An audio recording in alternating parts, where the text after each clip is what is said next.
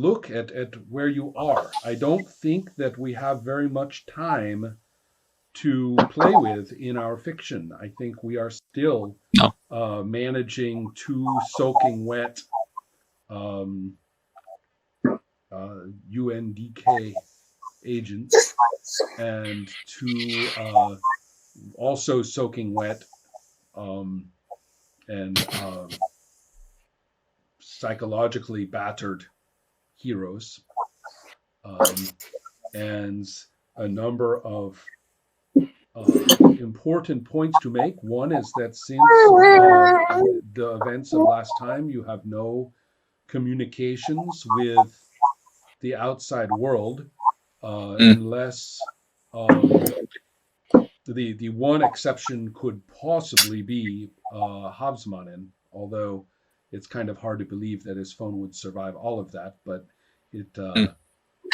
but I would probably be, one of the nice things is that for unless you want to buy it as a power, I just say special effects tell the tale. And considering the mighty battling that happened and everything else, and unpredictable waves and many other things, that your cell phone is probably not in the best shape at this time. No. And its location may actually be questionable too. So so that is only the smallest example, because the boat with its communications devices is long gone. Yes. And so the two of you are out there at best on some godforsaken rock in the harbor. Now, you are not very far away from Goteborg harbor at all. This was not that far away from there. And so you are not exactly, you can fly, you can swim. I mean, you're easily capable of getting back. And I think that I would like to give you the opportunity for some interaction with each other or with Hankvist. And perhaps, if you're interested, right now he's coughing up a lot of seawater, the pilot of the boat.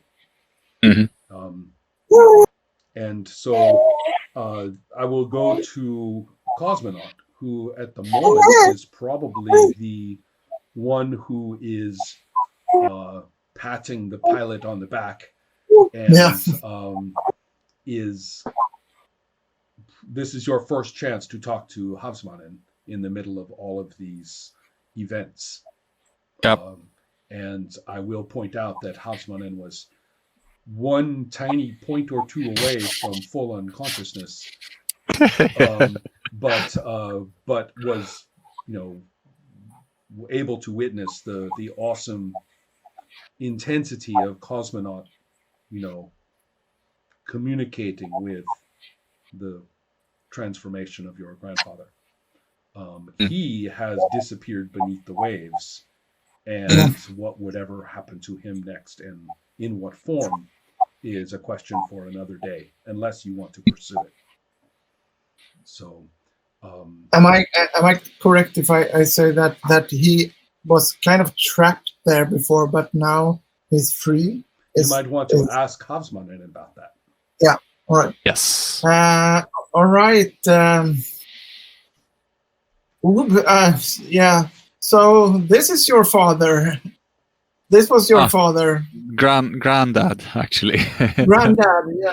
Yes. Yeah. Sorry. Of course. Exactly. Yeah. So your granddad. And he seemed a bit grumpy. Aren't they all? Yeah. But he was kind of. Yeah. I was really hoping that we could have a better family reunion next time. This was a bit dramatic, even for me. And by the way, something strange has happened also, not only here in Goteborg, our own city, but also in Karlsborg. There's really much strange things happening right now. And Okay. I as I talk to you, I think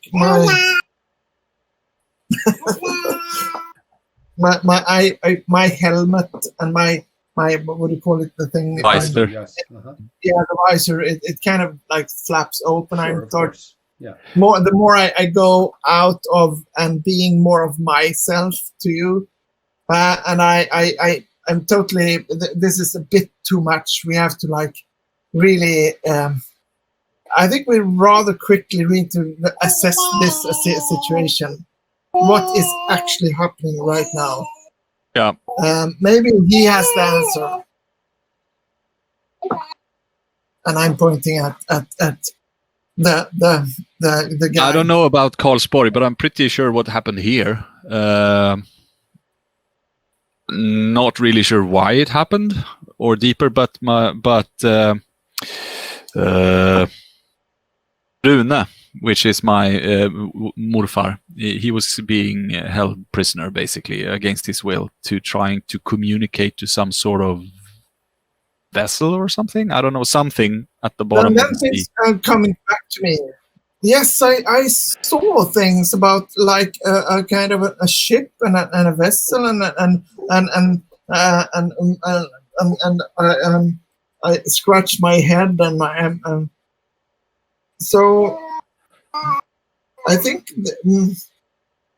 we are getting a lot of jigsaw puzzle pieces. And I don't know if the reason why he sort of managed to break free right now, or the reaction was sort of triggered by my presence, because I went down there while he was being. He was there. Sorry, what? You didn't know that he was being held. Well, I was taken here by those guys, Mhm. so they knew. Right. And they told me to go down there and try to speak to him, which I did and failed miserably. And I realized that something was wrong.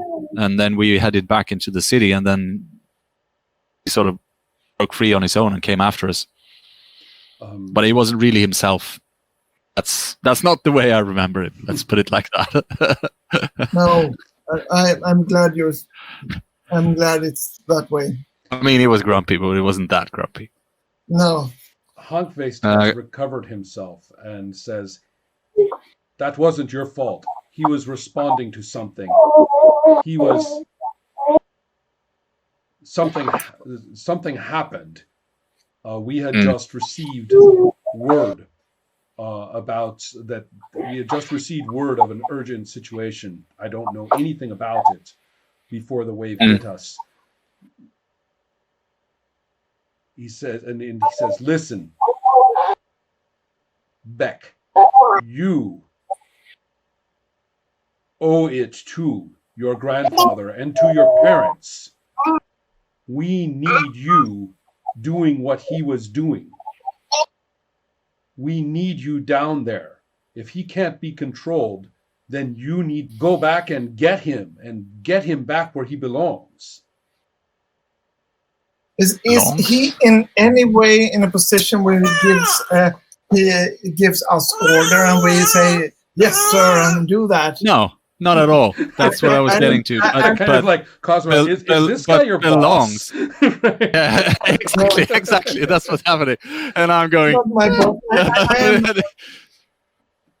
I am a small like a math teacher and all that, but I'm getting really a bit provoked by his "you need to" and so on. Right. Well, he'll look at you, in that case, his judgment in this case is perhaps rather poor, because he will look at you and say, "You owe us too. Where do you think that suit comes from?" If you ever want to know anything about what you are doing, then you listen to me. I mean, he's wet and he's injured and he's on this rock out here, and he's got nothing going for him, but he's got the guts to say to both of you, he says, "I'm, let's see if I can butcher this well. Where were we? Yes. Yes, specifically underrättelsekontoret. Yeah. Yeah. Pretty good. So he's perfectly happy to invoke the name of his agency to tell you exactly what's happening. He's saying, "Listen, all of this, you two are just the lucky leftovers of the grandest Swedish national security operation." All right. I mean, be that as was a it may. great report, Mr. Paper Guy, whatever your name is. To be clear, we don't owe you anything. You might think so. You might think that this suit is a property of something and yada, yada, yada. What the suit wants and what happens to that I only take orders from the suit. So I don't owe you anything, but we probably need you in some ways because you apparently have information, and then I put on my helmet because I want to really dive into his mind with my awareness. This is the telepathy. Excellent. How Yeah. many dice are we talking about? Yeah, but it's still involuntary. Oh, Right. I am happy to invoke it as an involuntary activation at this time. This is Yeah. precisely the circumstance. I know what the circumstance is, and without knowing it, Ola, you just walked your character straight into it. What I Yeah. already have written down as the trigger for the telepathy. So All right. you're going to be amused when I tell you as well. Being bossed around by bureaucrats. Exactly. Hold on a moment while I pull out a little bit of mechanics that I think you will enjoy. Yeah. You have already been quite effective with your presence last time, and Yeah. it seems to me as though, as a player, you are discovering your discovering your spine, which is when you're doing a lot of presence attacks here. So first of all, you are not in combat. You are not at a current disadvantage. You are not unknown to the target. Yeah. Do you have your unusual looks? May factor into this negatively. We will see. You are exhibiting a power. Yeah. And you have made an excellent, Actually going with him. right? You have made an excellent speech. That's 2 more. And I would have to say that the setting, the circumstances are going to help you as well. So that is +1. What is your presence? My presence is 2d6. Right. So you only have basic presence, but the situation gives you 3 more. So you have 5 dice to roll. Notice that your presence works against Hankvist. Havsmannens does not. So why or roll the 5 dice and count the core value. the core like 6s and 1s and Right. stuff. All right, I roll 5. Okay. So No 6s, no 1s. that's pretty good. Hankvist kind of changes his tone, right? He is not going to change his opinion or be affected, but he's going to reconsider how he's handling this very seriously, and will say, "All right, Yeah. all right, we can. I need to reconsider. You know how I can see I've been mishandling this whole situation, and right now, Oh shit! Right now we have I'll put it differently. Yeah. I need to communicate with my superiors to find out what any kind of situation is going on. And if you know anything, please tell me.